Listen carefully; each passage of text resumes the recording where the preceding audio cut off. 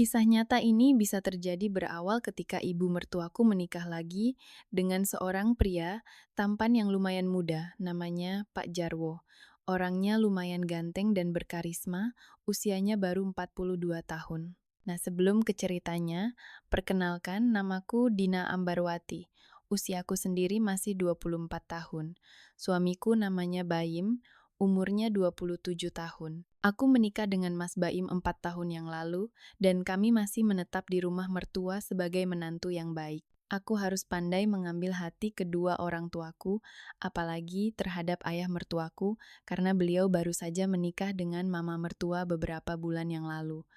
Otomatis mama mertua sangat menyayangi suaminya, dan aku harus bisa menjaga perasaan ayah mertuaku juga. Ayah mertuaku sangat akrab denganku. Dia menunjukkan hal itu bahwa dia sudah menganggap kami sebagai anak kandungnya sendiri. Memang sih, aku merasakan ayah mertuaku sangat perhatian kepada kami di dalam keluarga ini, terutama kepadaku. Beliau selalu memperhatikan kondisi dan kesehatanku. Hal tersebut beliau tunjukkan melalui cara beliau mengomentari cara makan dan diet badanku. Nah, kalau Bapak boleh kasih saran, Dina harus rutin olahraga ya, supaya tetap langsing agar selalu disayang suami, ujarnya ketika itu saat aku baru saja selesai makan. Makasih ya Pak sarannya. Ayah perhatian banget, ujarku menjawab ucapannya. Ayah mertuaku semakin lama semakin akrab denganku dan keakraban kami menemukan titik puncak di saat suamiku, Mas Baim, pergi keluar kota untuk mengurus pekerjaan dinasnya. Begini ceritanya, suatu pagi, ibu mertuaku ke pasar untuk membeli kebutuhan dapur. Saat itu masih 5.00 pagi, aku bangun dari tidurku dan mulai membereskan rumah. Hal itu aku lakukan setiap hari supaya bisa meringankan beban ibu mertua yang capek mengurus rumah yang begitu luas dan besar. Aku membersihkan seluruh isi rumah, menyapu lantai dari dapur, hingga sampai ke ruang tamu, dan termasuk kamar ayah mertuaku juga. Saat beberapa langkah masuk ke dalam kamar ayah mertuaku, aku sangat kaget. Aku lupa ternyata ayah mertuaku masih di dalam kamar. Sejenak aku mengurungkan niatku untuk menyapu kamarnya, namun aku melihat ada beberapa puntung rokok dan abunya berserakan di lantai. Akhirnya aku memaksakan diri untuk melanjutkan menyapunya. Saat itu ayah mertuaku tidur dengan lelap sekali, namun saat menyapu tanpa sengaja tongkat sapuku menyenggol ujung selimut ayah mertuaku, lalu selimut itu jatuh ke lantai dan aku melihat ayah mertua dalam kondisi tidak terlihat penutupnya. Aku sempat kaget, namun aku tetap melanjutkan menyapunya, membersihkan debu di bawah dipan. Sedikit ku melirik yang ada pada diri ayah mertuaku itu, namun saat itu aku merasa malu karena tiba-tiba ayah mertuaku bangun.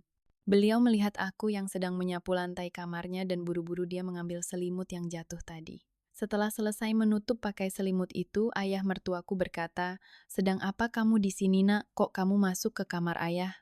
"Oh ya, maaf ya. Tadi aku tidak sengaja, karena melihat ibu pagi-pagi harus membersihkan rumah setiap hari, jadi aku bantu ya. Maafin Dina ya. Ujarku dengan wajah memerah karena malu. "Tapi kamu sudah lihat semuanya tadi, Mama Pin Dina ya," ujar ayah. "Yah, maaf," ujarku.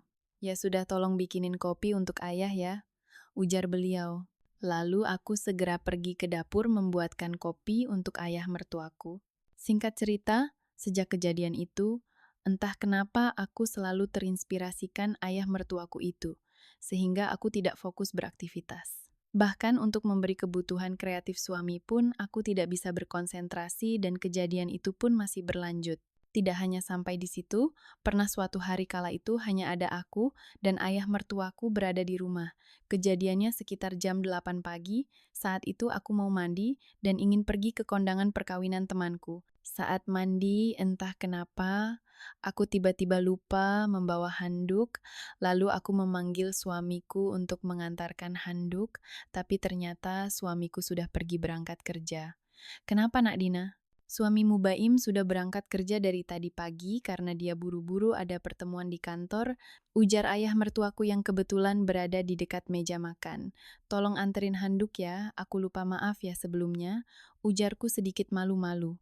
Ayah mertuaku pun langsung membawa handuknya, lalu memberikannya kepadaku dengan sedikit membuka pintu kamar mandi. Kepalaku nongol memberi tanda bahwa aku ingin mengambil handuk itu, namun entah sengaja atau tidak, tiba-tiba pintu kamar mandi terbuka dengan begitu lebarnya, dan tampillah diriku dalam kondisi yang seperti itu. "Maaf nak, ayah tidak sengaja. Maaf banget nak," ujar ayah mertuaku saat melihatku saat itu. Batinku sepertinya mertua ini sengaja ingin melihatku, karena memang dari awal dia itu sangat memperhatikan keadaanku, bahkan dari pola makan dan diet pun diperhatikannya. Setelah kejadian beruntun itu, aku melihat tingkah ayah mertuaku mulai aneh denganku. Diam-diam dia sering memperhatikanku, dia sering melirikku dari kejauhan, hingga sampailah pada suatu hari ayah mertuaku datang menemuiku yang sedang duduk di taman belakang rumah. "Sedang apa nak Dina?" ujarnya. Ayah, enggak ya, ini aku sedang memperhatikan ikan di kolam itu. Sini pak, duduk di sini tawarku."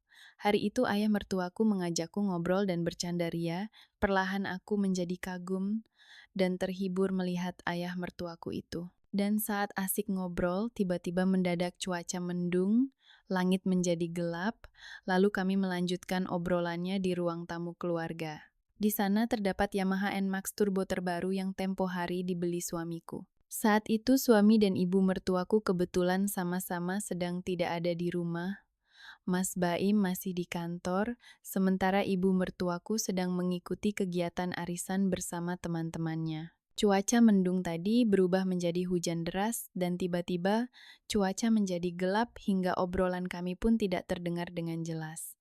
Lalu kami memutuskan untuk masuk ke kamar masing-masing. Saat di kamar, aku mendapati chat WhatsApp masuk ke HP iPhone 16 Pro Max milikku, ternyata dari suamiku yang meminta izin. Katanya hari itu dia terpaksa kerja lembur. Dengan berat hati, aku pun mengizinkannya dan anehnya kebetulan atau tidak, ibu mertuaku mendadak menelpon ayah mertuaku juga.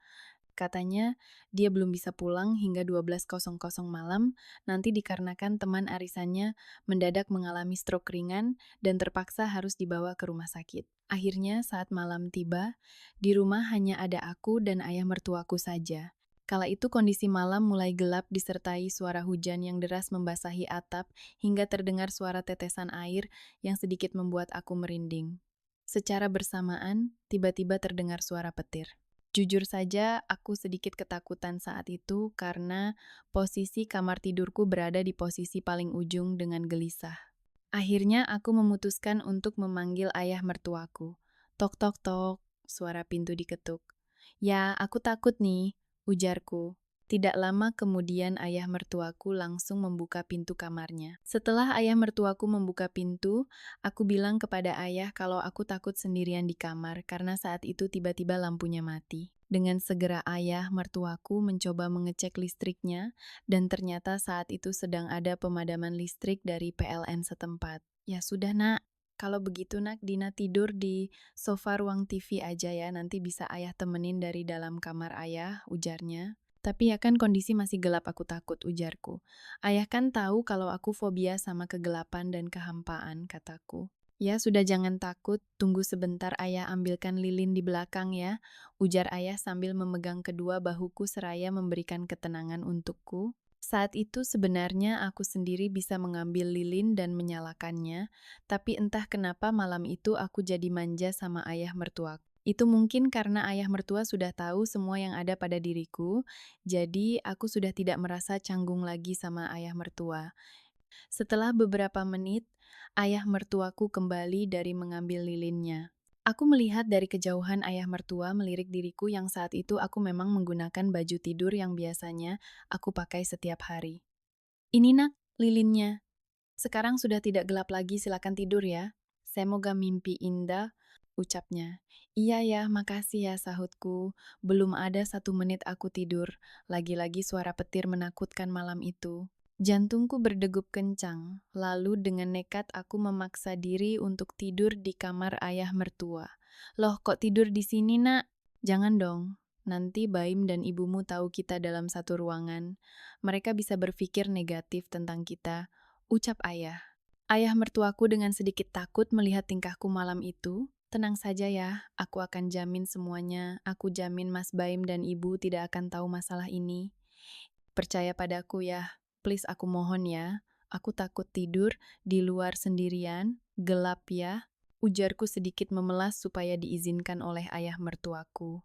Ya sudah kalau gitu Nak Dina tidur di atas aja, ayah yang di bawah. Kasihan Nak Dina kalau di bawah dingin, ujarnya. Awalnya aku menolak karena ayah mertua memaksaku tidur di atas, namun akhirnya aku menurutinya. Maafin aku ya, akhirnya ayah deh yang tidur di bawah, ujarku saat itu. Malam itu aku tidur begitu nyenyak dan tiba-tiba aku terbangun dari tidurku. Rupanya di sebelahku sudah ada ayah mertuaku. Maaf nah, maaf ya, ini terpaksa.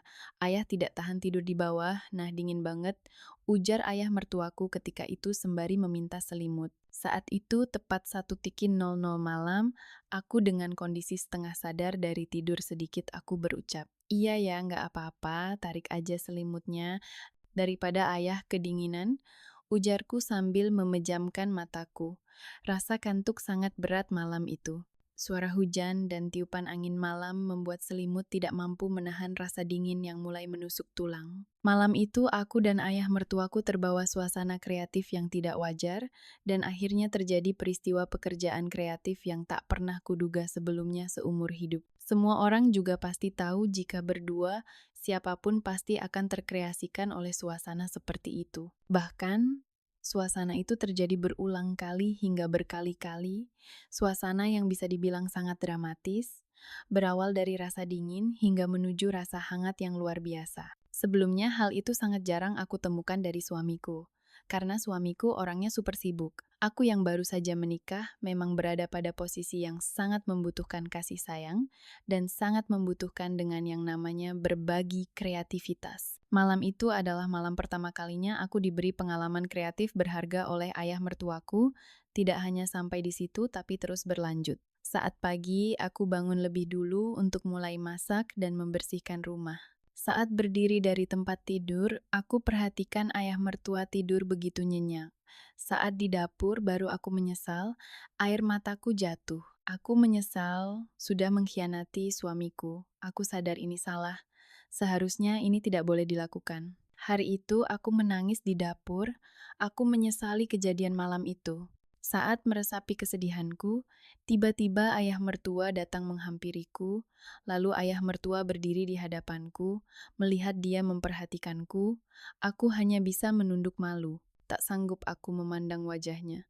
Maafkan ayah nak, malam tadi ayah benar-benar khilaf. Ayah tak tahu lagi harus gimana, tapi kalau boleh jujur, ayah menyukaimu, ucapnya. Mendengar kalimat itu, hatiku jadi dilema. Aku juga menyukainya, tapi di sisi lain, aku sudah berdosa mengkhianati suamiku. Iya ya, aku juga mengagumi ayah, tapi gimana dengan ibu dan Baim? Semua tergantung kita harus pandai menutupi semuanya. Ayah mertuaku mulai merayu hatiku yang sudah berlumur dengan kekaguman. Akhirnya aku mengiyakan kemauan ayah mertuaku. Semakin hari, aku semakin memiliki perasaan pada ayah mertuaku itu. Perasaan itu semakin tumbuh hingga aku sulit mengendalikannya. Tapi aku tidak boleh egois. Pak Jarwo adalah ayah mertuaku sendiri. Semua ini sama saja aku mengkhianati suami dan ibu mertuaku sendiri, tapi aku tidak bisa berbuat apa-apa. Aku selalu lupa diri jika berada di dekat ayah mertuaku itu, dan hal itu selalu berulang. Sebenarnya aku sadar ini semua salah, tapi aku tak kuasa menahannya. Hari demi hari aku dihantui rasa bersalah dengan apa yang sudah aku lakukan, istri dan menantu macam apa aku ini. Akhirnya aku bertekad ingin menghentikan semua ini sebelum terlambat. Aku tak ingin merusak rumah tangga mertuaku dan rumah tanggaku sendiri. Dan aku berjanji kepada ayah mertuaku, aku tidak ingin mengulanginya lagi. Ini adalah dosa. Aku juga berjanji di dalam hatiku sendiri, jika ayah mertuaku menginginkannya lagi, aku harus bisa menolaknya. Aku harus mencari cara agar semua ini berakhir, walaupun sebenarnya masih ada perasaan itu. Lalu aku coba memberikan pengertian kepada ayah mertuaku, tapi ayah malah merayuku. Dia tidak ingin menyudahi semua ini. Dia bilang kalau dia terlanjur mencintaiku lebih dari rasa sayangnya pada istrinya, Mas Baim, dan ibu mertua. Sama sekali tidak mengetahui yang sudah kami lakukan. Aku harus bisa menutupi hal ini serapat mungkin. Aku tidak ingin kejadian ini bisa menghancurkan rumah tangga kami, ujarnya. Suatu hari Mas Baim pamitan untuk pergi dinas keluar kota. Hal itu dimanfaatkan oleh Pak Jarwo. Kebetulan saat itu ibu mertua sedang ada tamu, lalu aku pergi ke dapur membuatkan minuman untuk tamu ibu mertua, dan apa yang terjadi? Rupanya hari itu ayah mertuaku menyusulku ke dapur. "Ah, ada apa ya? Ayah mau minum kopi juga," tanyaku. "Enggak, Nak, suamimu Baim sedang pergi ya tadi pagi," katanya. "Iya ya," jawabku. Aku saat itu sudah menduga pasti ayah mertuaku menginginkannya lagi. "Nanti saja bikin minuman untuk tamu ibumu, mereka juga sudah pergi, Nak," ujar ayah. "Berarti hari ini cuma kita berdua dong," ucapku. "Iya, Nak, ini kesempatan untuk kita lagi, Nak." Ayah mertua meminta hal kreatif itu lagi. Awalnya aku menolak ajakan ayah mertuaku, namun aku sudah terlanjur terlena dengan sosok kreatif dirinya. Akhirnya aku menuruti pekerjaan kreatifnya. Saat di dapur, saat itu aku sedikit terpaksa bercukur ruku, tapi ternyata aku juga masih membutuhkan kerjaan kreatif itu. Tidak bisa aku bohongi, Mas Baim pun jarang memberikan pekerjaan kreatifnya untukku. Kegiatan kreativitas itu terus berulang dan baru berhenti di saat 3 bulan, kemudian karena Mas Baim bahagia melihat kondisiku saat itu, karena aku halim. Singkat cerita, 1 tahun berlalu, kami sekeluarga merayakan hari kelahiran anak pertamaku. Wajahnya sangat mirip dengan wajah kakeknya Pak Jarwo. Melihat hal itu, untungnya nggak ada kecurigaan pada diri Mas Baim. 1 bulan kemudian, aku memutuskan mengajak Mas Baim pindah dari rumah mertuaku. Itu tamat. Begitulah kisah pengalaman pahit sekaligus manisku. Aku bingung harus bahagia atau terluka. Ah, lupakanlah. Yang penting sekarang aku lega bisa menjauh dari Pak Jarwo, ayah mertuaku.